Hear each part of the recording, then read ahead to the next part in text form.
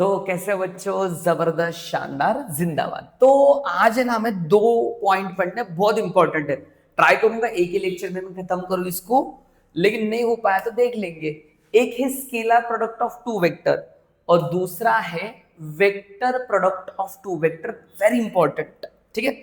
तो पहले पे आते हैं scalar product of two vector. अब scalar product of two vector को एक अच्छा खासा नाम है, उसको बोलते डॉट प्रोडक्ट।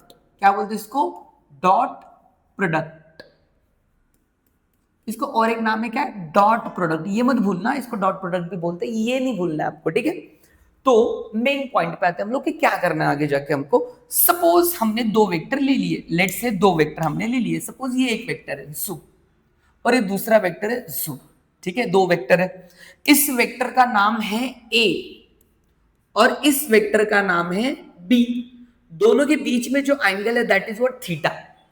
तो scalar product of two vector क्या कहता है देख लो। Scalar product of two vector क्या कहता है देख लो। Scalar product of two vector is defined as, scalar product of two vector is defined as, it is the, मतलब scalar product of like vector A dot vector B, मतलब scalar product और dot product of two vector is defined as it is the product of their magnitude. Product of their magnitude मतलब क्या? A B. ए मतलब magnitude हो गया, B मतलब B का, vector B का मैग्नीट्यूड हो गया, और कॉस थीटा बिटवीन देम, ठीक है। तो scalar product of two vector is defined as it is the product of their magnitude and cosine angle between them. आप बोलोगे कि सर वेक्टर और मैग्नीट्यूड में क्या फर्क होता है? 2 मिनट में बता देता हूं। Suppose vector a is equal to है 2i plus 3j plus 4k, ऐसे वेक्टर है, ठीक है। ij के आर द यूनिट वेक्टर, जैसे कि आपको पता है। तो उसका मैग्नीट्यूड कैसे निकालना है? मैग्नीट्यूड मतलब इस पे एरो नहीं देना है, is equal to square root में 2 का स्क्वायर प्लस 3 का स्क्वायर प्लस 4 का स्क्वायर। सो अंडर रूट में कितना हो जाएगा? 29। कितना हो जाएगा अंडर रूट में? 29। Are you clear? Under root में क्या आ जाएगा? 29 आ जाएगा। ये होगा इसका मैग्नीट्यूड, ये होगा पोजीशन वेक्टर, ठीक है। तो scalar product of two vector, what is the scalar product of two vector? Scalar product of two vector is the product of their magnitude. कैसे मैग्नीट्यूड निकालना पता चल रहा है? न्यूमेरिकल ले लूंगा, टेंशन मत लेना boss. So it is the product of their magnitude and cosine angle theta between them. आपको क्वेश्चन ऐसे आ गया, why cos theta, why not sine theta tan theta? बताता हूं आपको, एग्जांपल लेके बताना पड़ेगा। तो एग्जांपल लेते हैं कि आपने वर्क डन किया, ऐसी चीज work done by an object. एक ऑब्जेक्ट ने वर्क डन किया है, तो वर्क डन का फॉर्मूला क्या होता है? सर वर्क डन का फॉर्मूला होता है force into displacement, F dot D होता है। F dot D, D is the displacement, x ले लो, डिस्प्लेसमेंट डी ले लो, कुछ लेना है वो ले लो। W is equal to F D, dot है ना, तो कॉस थीटा होगा कॉस थीटा। आप बोलोगे सर कॉस थीटा ही क्यों? That's very important, okay. Cos theta ही क्यों? चलो बता देता हूं मैं आपको कि सपोज एक टेबल लिया हमने और टेबल पे एक बॉक्स रखा है हमने। क्या रखा है हमने? बॉक्स को रखा। अगर आप ऐसा फोर्स दोगे तो ये बॉक्स हिलेगा क्या? नहीं हिलेगा। मतलब फोर्स किस डायरेक्शन लगा लो? परपेंडिकुलर, तो हिलेगा क्या? नहीं। लेकिन अगर आप फोर्स ऐसा लगाओगे तो बॉक्स हिलेगा ना। तो कैसे लगेगा? पैरेलल, मतलब 0 डिग्री में। क्यों? साइन 0 कितना, सॉरी कॉस 0 कितना होता है? 1, तो वर्क डन मैक्सिमम आएगा। अगर ऐसे पे मैक्सिमम आता, ऐसे पे नहीं समझा, एक मिनट समझा। तो ये बॉक्स को मुझे क्या करना है? मूव करना है। तो मुझे कैसे फोर्स लगाना पड़ेगा? ऐसे, मतलब डिस्प्लेसमेंट भी उसी डायरेक्शन में और फोर्स भी उसी डायरेक्शन में। एंगल कितना बनेगा दोनों में? 0। ये तभी पॉसिबल है अगर मैं कॉस लूंगा तो, क्योंकि कॉस 0 की वैल्यू ही 1 होती है। अगर मैंने साइन थीटा लिया होता, मैंने ऐसा फोर्स लगा झुक और डिस्प्लेसमेंट भी झुक, तो एंगल 0, साइन 0 तो 0, वर्क डन 0 हो रहा। लेकिन 0 हो रहा है, ये तो मूव हो रहा है ना, 0 क्यों होगा? नहीं होगा ना। Are you clear with this? इसी वजह से लेना है मुझे कॉस थीटा। और ये वेक्टर, ये जो वर्क डन है that is scalar quantity, force vector quantity, displacement is also vector quantity. I hope आपको अगर ये समझ में आएगा तो बहुत अच्छी बात है, नहीं आएगा तो रिमाइंड करके एक बार देख लो। तो डेफिनेशन मोटा मोटी समझ में आ गई आपको। क्या डेफिनेशन समझ में आ गई? The dot product of two vector या scalar product of two vector is the product of their magnitude and cosine angle theta between them. मैंने एग्जांपल भी दिया वर्क डन का, work done is a force into displacement, into मतलब क्या, dot product होगा क्योंकि cos theta आएगा उसके बीच में। Are you clear with this? Yes sir. इसके कुछ प्रॉपर्टीज होते हैं वो आपको याद रखने, ठीक है। तो वन बाय वन प्रॉपर्टी लेता हूं, तो कैरेक्टरिस्टिक्स बोल सकते हो, प्रॉपर्टीज बोल सकते हो। प्रॉपर्टीज, क्या प्रॉपर्टीज है इसकी? तो पहली प्रॉपर्टी जो होगी, first property, dot product, dot बोले scalar, dot product of two vectors obeys commutative law। ये डॉट प्रोडक्ट जो है scalar product of two vector obeys commutative law. Commutative law क्या होता है बताता हूं मैं आपको, लगेगा बड़ा सिंपल है लेकिन ये यूज बहुत अच्छा है इसका। वो बोल रहा है कि vector A dot vector B को मैं ऐसे लिख सकता हूं, vector B dot vector A, इसको बोलते हैं commutative law. Vector A dot vector B can be write down as vector B dot vector A, no problem, right? That is the commutative law.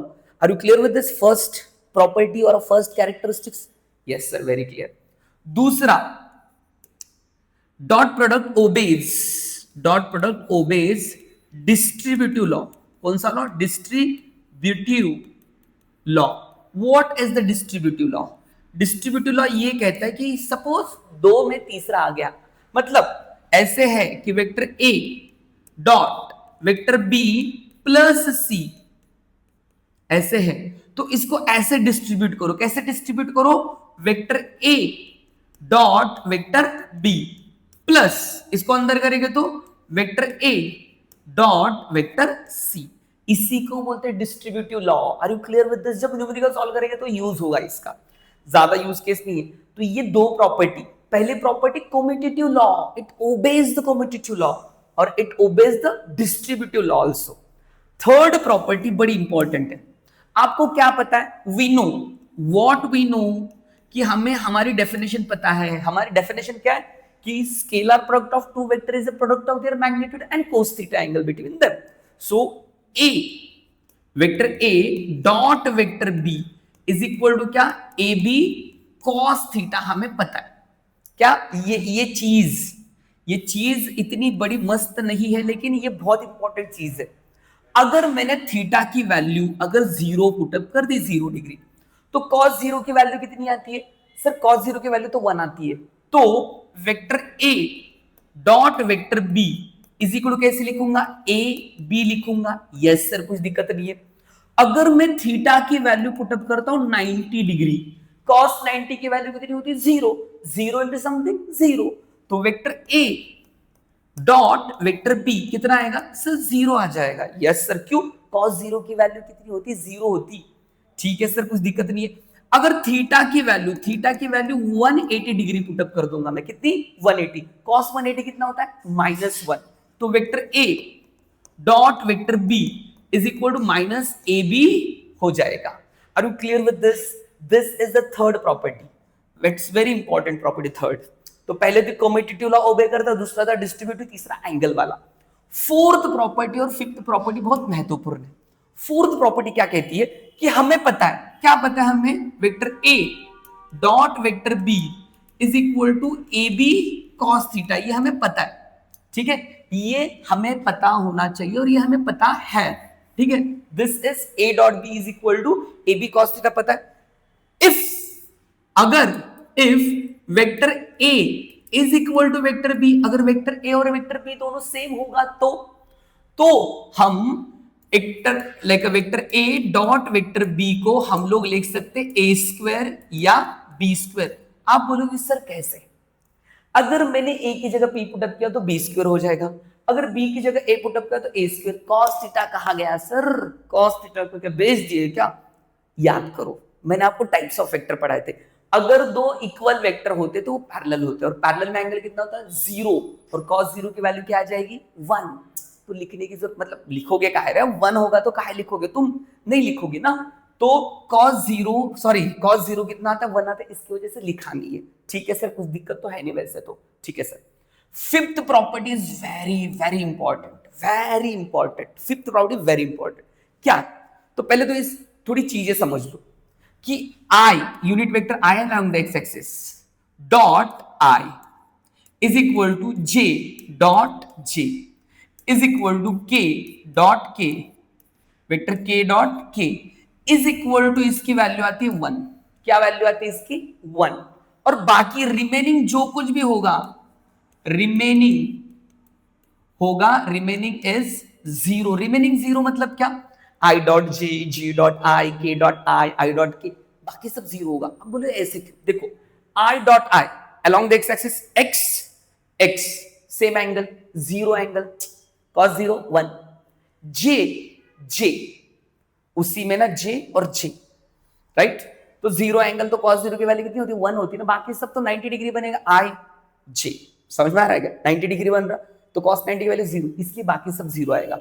इसके बेसिस पे अगर हमें vector p दिया हुआ है, vector p is pxi plus pyj plus pzk ऐसा दिया है, और q दिया है qxi plus qyj plus qzk ऐसे दिया है हमको। सपोज ऐसे दिया है, मतलब ये क्या होता है, लेकिन 2i 3i मतलब 2i plus 3i plus 4j ऐसे कुछ भी होगा ना, 2i plus 3j plus 4k कैसे होना है वैसे ऐसे दिया।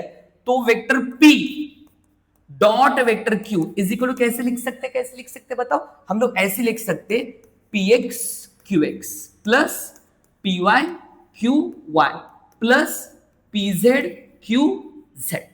समझ में आ रहा है, इसको इससे मल्टीप्लाई करो। आप बोलो आई कहा गया, अरे आई डॉट आई 1 होता है ना सर, बाकी अगर मल्टीप्लाई किया तो आई को जे से करो तो 0 हो जाएगा, आई को के से करो तो 0 हो जाएगा, बाकी सब तो 0 ही होना है। तो ये बहुत इंपॉर्टेंट चीज है, ये चीज बड़ी है मस्त मस्त।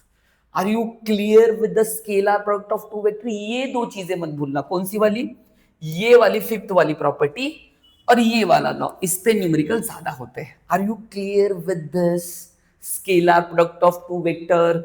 आई होप क्लियर होगा आपको। उसी तरीके से हम लोग पढ़ेंगे vector product of two vector. क्या पढ़ना है अभी हमें? Vector product of two vectors. एक काम करता हूं मैं, कुछ चीजें मुझे यहां की ओके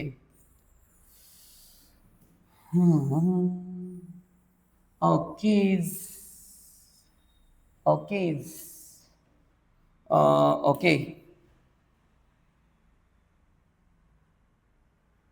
कितने टू मेनी ऑब्जेक्ट बोल रहा है क्या? ठीक है, टू मेनी ऑब्जेक्ट का क्या मीनिंग होता है यार, मतलब क्या ही हो सकता है टू मेनी ऑब्जेक्ट हो गए तो यार जाने दे, छोड़ दो, चलो हम लोग पढ़ ही लेते हैं। ठीक, vector product of two vector, ज्यादा लोड नहीं लेने का। सपोज दो वेक्टर है मेरे पास, कौन से वेक्टर है? सपोज ये वेक्टर ए जुक, ये वेक्टर बी जुक, या वेक्टर ए वो वेक्टर बी, ये कुछ दिक्कत नहीं है। लेट से है ये वेक्टर ए और ये है वेक्टर बी, राइट, और दोनों के बीच में एंगल है थीटा। तो vector product of two vector को और एक अच्छा सा नाम है, that is called as a cross product. उसको क्या बोलते हैं? Cross product. क्या होता है क्रॉस प्रोडक्ट? इसको अच्छा गुंडस नाम है क्रॉस प्रोडक्ट। तो क्या होता है? So cross product of two vector मतलब vector A cross vector B is the product of their magnitude A B. Magnitude कैसे निकाला पिछले लेक्चर में, मतलब पिछले वाले इसमें बताया था आपको, देख लेना। ये ए बी यहां पे आएगा बस साइन थीटा, वहां पे क्या आया था, वहां पे क्या आया था कॉस थीटा, यहां पे क्या आएगा साइन थीटा। मतलब vector A cross vector B is equal to A B sine theta. Sir यहां पे साइन थीटा क्यों है, यहां पे साइन थीटा क्यों है? तो एग्जांपल लेके बताता, यहां पे example, suppose torque acting on an object. अगर एक ऑब्जेक्ट पे टॉर्क एक्ट हुआ है, सर टॉर्क का फॉर्मूला क्या होता है? टॉर्क ये होता है, सपोज ये पेड़ है ऐसे, इसको तोड़ना है आपको, तो कहां पे लटकोगे? यहां पे लटकोगे ना, यहां पे लटकने से पेड़ जल्दी टूटेगा, या फांदी जल्दी टूट जाएगी, नीचे आएगी। यहां पे लटकोगे वही आदमी तो जल्दी नहीं टूटेगा, क्योंकि डिस्टेंस कम है यहाँ पे, और यहाँ पे डिस्टेंस क्या है, ज्यादा है। क्यों? डिस्टेंस मैटर करता है। क्यों? टॉर्क का फॉर्मूला क्या होता है? टॉर्क इज इक्वल टू होता है फोर्स इनटू परपेंडिकुलर डिस्टेंस। इसको अगर वेक्टर फॉर्म में लिखोगे, टाउ इज इक्वल टू होता है आर क्रॉस एफ। इसको ऐसे भी लिख सकते हैं, tau is equal to F R sine theta, F R sine theta लिख सकते हो, कुछ दिक्कत नहीं है। साइन थीटा की बताता हूं यहां पे। सपोज आप यहां इसको, अगर ये चीज को तोड़ना है आपको, ठीक है, इस चीज को बेंड करना है आपको, तो फोर्स ऐसे ही लगाना पड़ेगा। मतलब कितने डिग्री से? 90 डिग्री से। साइन 90 की वैल्यू ही 1 होती है, कॉस लोगे तो 0 आ जाएगा बॉस। समझ में आ रहा है? मतलब ऐसे लगाया मैंने फोर्स ऐसे, तो ये बेंड होगा? नहीं बेंड होगा। कैसे बेंड होगा रे? ऐसा बेंड होगा क्या? नहीं होगा। इसीलिए यहां पे कॉस थीटा। कौन सा theta? cos theta. Here we are having a cos theta. Are you clear with this? Yes sir, clear है। देखो ये पूरा समझ में आया। डेफिनेशन कैसे लिखना है देख लो। Definition, the vector product of two vector या cross product of two vector is defined as it is the product of their magnitude and sine angle between them. क्या? Sine angle between them. That's very important. Okay, so इसका example भी दे दिए। इसके properties क्या? इसके properties. Properties क्या होगी? पहली प्रॉपर्टी देखो, इसकी पहली प्रॉपर्टी क्या थी? इसकी पहली प्रॉपर्टी थी ये कम्यूटेटिव लॉ ओबे करता है। ये बोलेगा कि भाई साहब मैं कम्यूटेटिव लॉ को ओबे नहीं करता। नहीं करता मतलब क्या? मैं ये कह रहा हूं कि vector A cross vector B is not equal to vector B cross vector A. ऐसे नहीं हो सकता। क्यों नहीं हो सकता? क्योंकि डायरेक्शन चेंज हो जाएगा। मैंने यहां से यहां गया तो देखो, ऐसे गया तो ऊपर जा रहा हूं। देखो सपोज ये स्क्रू रूल तो पता होगा आपको, right hand screw rule, thumb rule वगैरह वगैरह। ऐसे गया तो ये थंब ऊपर जा रहा, ऐसे गया तो थंब नीचे। डायरेक्शन बदल रहा। क्या बदल रहा? डायरेक्शन बदल रहा। तो मैं इधर से ऐसे गया तो वेक्टर विल बी परपेंडिकुलर। अगर इधर से ऐसे गया तो वेक्टर विल बी परपेंडिकुलर अंदर की तरफ। समझ में आ रहा है? तो इसकी वजह से कम्यूटेटिव लॉ ओबे नहीं करता। नहीं करता।